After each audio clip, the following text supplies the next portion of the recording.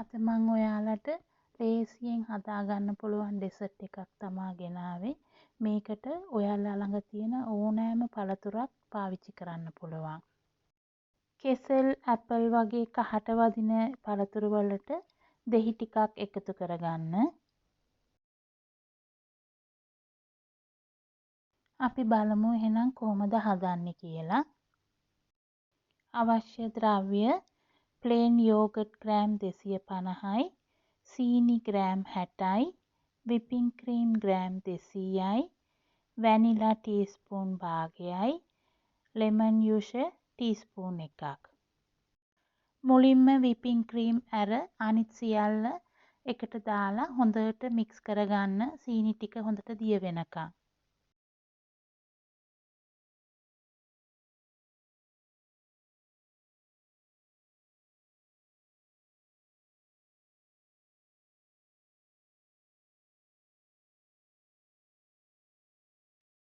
පසුව whipping cream ටික හොඳට බීට් කරගන්න.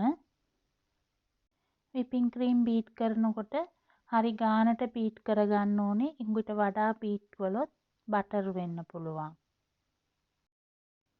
මේ වගේ බීට් වුණායින් පස්සේ අපි ඉස්සෙල්ලා මික්ස් කරගත්ත යෝගට් මික්ස්චර් එක මේකට දාලා මේ මම පෙන්නන විදියට මික්ස් කරන්න.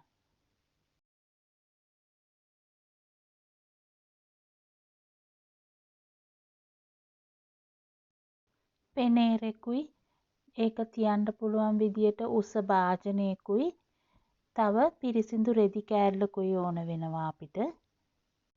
රෙදි කෑල්ල පෙනේරේ උඩ තියලා හිමීට අපේ මික්ස්චර් එක හැන්දෙන් දානකොටත් රෙද්දේ රැලි එන එක ගා දුරට අඩු කරන්න බලන්න. එකක් දෙකක් එනවා හුඟක් එන්න දෙන්න එපා. මොකද අනිත් පැත්තට පස්සේ අපේ ඩෙසර්ට් එක හරවනකොට ඒ රැලි තියෙන තැන් හොඳ ලස්සනට පේන හින්දා. දැන් මේ මික්ස්චර් එකෙන් වතුර යටට බේරිලා උඩ තද ක්‍රීම් එකක් වගේ එනවා.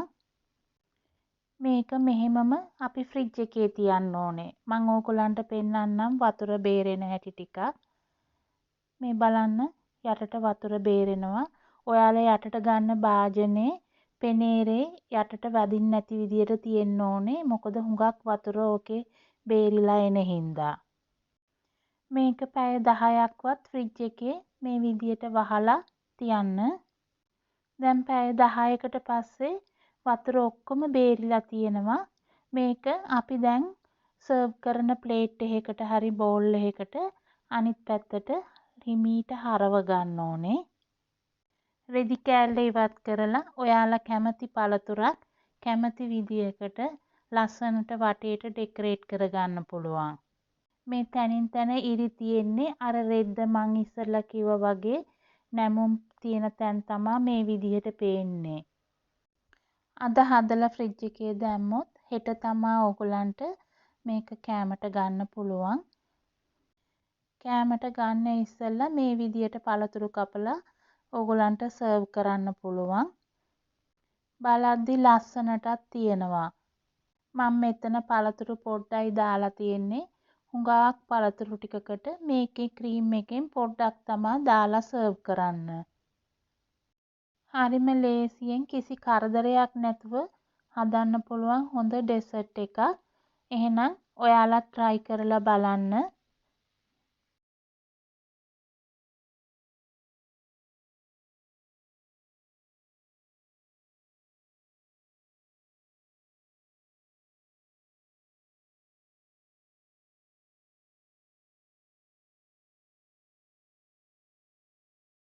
මේ බලන්න මේ ක්‍රීම් එක හොඳ තික් එකට ඇවිත් තියෙනවා. මේම හැලෙන්නෙත් නැහැ.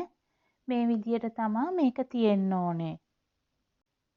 දවස් 3ක් විතර නරක් වෙන්නේ නැතුව ෆ්‍රිජ් එකේ තියාගන්න පුළුවන්.